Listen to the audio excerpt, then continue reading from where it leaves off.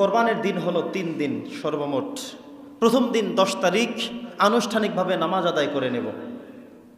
নামাজ আদায় করার সময় শুধুই প্রথম দিন, হয়তো সকাল ফজরের পর থেকে ওয়াক্ত শুরু, সূর্যোদয় হয়ে গেল, ফজরের নামাজের পরই তো সূর্য উঠে যায়, এখানে 23 মিনিটটা ব্যবধান, তারপর থেকে ওয়াক্ত শুরু, তারপর থেকে নামাজ পড়া শুরু, একেবারে দ্বিপ্রহর জোহরের আগ পর্যন্ত। 7টায় পড়েন, 7:30টায়, 8টায়, 9টায়, 10টায়, 11টায়, ওই সময় যাওয়ার আগ পর্যন্ত আপনি পড়তে থাকতে পারবেন। কোনো কোনো মসজিদে এমন হয়, এবছরেও বাইতুল মোকাররমে 5টা জামাতের ঘোষণা দেওয়া হয়েছে। কথা কি বুঝতেছেন? তাহলে এই সময় অনুযায়ী আমরা করতে পারবো। নামাজ পড়ার পরে কোরবানের জন্য 3টা দিন ধার্য করা হয়েছে। নামাজের পর থেকে কোরবান শুরু করতে পারবেন ঈদের দিন, পারবেন তারপরের দিন, পারবেন তারপরের দিন আসর পর্যন্ত। এই প্রথম 2 দিন দিন এবং রাত যে কোনো সময় করতে পারবেন। তৃতীয় দিন, সেদিন শুধুমাত্র আসর পর্যন্ত, সূর্য অস্ত যাবে, আপনার আর পারবেন না। কথা কি বুঝতেছেন? অনেকের এমন হয়, তিনি গরুর সাথেও সম্পৃক্ত আছেন, ছাগল দিয়েও তিনি একটি কোরবানি দিতে হবে বা দিবেন। তো সেই ক্ষেত্রে ঈদের দিন আপনি গরুর কার্যক্রম শেষ করে ফেলবেন, এরপরে মোটামুটি শান্তশিষ্টভাবে তারপরের দিন অথবা তারপরের দিন গিয়ে আপনি শান্তভাবে ছাগল জবাই করে তারপরে আপনি বাকি কাজও করতে পারেন, অনুমতি আছে। এমন না যে একেবারে প্রথম দিনে সব করে ফেলতে হবে। বোঝা কি গেল?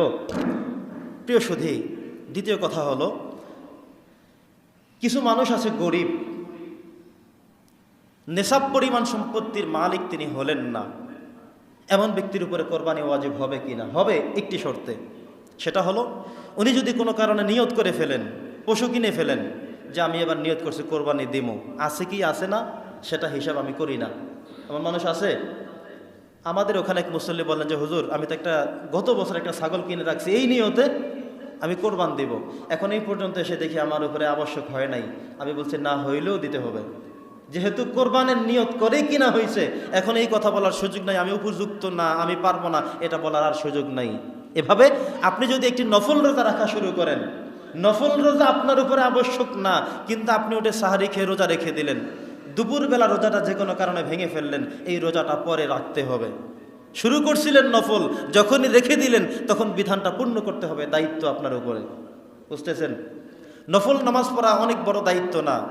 জুমার নামাজ শেষ, সুন্নত 4 রাকাত শেষ, 2 রাকাতের নিয়ত করলেন, নিয়ত করার পর উযু ছুটে গেল, বেরিয়ে গেলেন, চলে গেলেন বাড়িতে, এটা হতে পারবে না। আপনি এই 2 রাকাত নামাজ উযু আবারও করে এসে নামাজ পড়ে তারপরে যেতে হবে। ছিল নফল, কিন্তু আপনি আপনার জন্য শুরু করছেন যেহেতু, শেষও করতে হবে আপনার। কথা বোঝেন নাই? একজন ভিক্ষুককে বললেন, এই ঈদের দিন সকালে 100 টাকা দিব, এখন এটা দেওয়া তার উপরে আপনার জন্য আবশ্যক হয়ে গেছে। এখন গরিব আসলো, বললেন যে তুই দেরি করছো, আমি তো আরেকজনকে দিয়ে দিছি, এই কথা বলার আর সুযোগ নাই। যেহেতু তার সাথে কথা হয়েছে, দিবেন বলছেন, আলাদা রেখে দিবেন, এই ফাঁকে যত মানুষ আসুক ওইটা রেখেই দিতে হবে। ওয়াদা করা হয়েছে, দিবেনও বলছেন, আল্লাহ কবুলও করে ফেলছে, এখন আপনি বলবেন যে দেরি করছো, আর কোনো কথা বলার সুযোগ নাই। কথা কি বুঝতেছেন? তো এই মাসালা অনুযায়ী নামাজ শুরু করলে, দান করা শুরু করলে, কোরবানির ক্ষেত্রে, রোজার ক্ষেত্রে যখন নফলটাই শুরু করলেন, আবশ্যক করে নিলেন, আপনাকে দিতেই হবে। তো একজন গরিব মানুষ হওয়া সত্ত্বেও তার উপরে আবশ্যক হবে কখন? যখন তিনি অংশগ্রহণ করে ফেললেন, তখন তাকে দিতেই হবে। তৃতীয় নম্বর মাসালা উত্তর হলো, পশুর বয়স হতে হবে কেমন? ছাগল এবং ভেড়া, দুম্বা, এগুলোর জন্য পূর্ণ 1 বছর হতে হবে। ছাগল, ভেড়া, দুম্বা পূর্ণ 1 বছর, গরু এবং মহিষ পূর্ণ 2 বছর, উট হলে পূর্ণ 5 বছর লাগবে। গরু মহিষের ক্ষেত্রে কোনো মালিক যদি বলেন 2 বছর হয় নাই, চলে 1.5 বছর, উনি বললেন 2 বছর হয়েছে, এখন আপনি যদি কোনোভাবে বুঝতে সক্ষম না হন, নিয়ে গেলেন, পূর্ণ না হওয়ার কারণে কিছুটা ক্ষতিগ্রস্ত হতে হবে সওয়াবের দিক থেকে, কিন্তু সেই ক্ষতি হবে ওই লোকের যিনি মিথ্যা কথা বলে বিক্রি করে গেলেন। আপনার পক্ষে তো আর এতটুকুন জানা সম্ভব হয়তো বা নাই। ছাগলের ক্ষেত্রে 1 বছর পূর্ণ হতে হবে। শুধুমাত্র ভেড়া আর দুম্বা এই 2টার ক্ষেত্রে 6 মাসের পরে, এটা দেখতে যদি 1 বছরের মতো হৃষ্টপুষ্ট দেখা যায়, তাহলে সেই 6 মাসের পরবর্তী সময়টা দিয়েও হবে।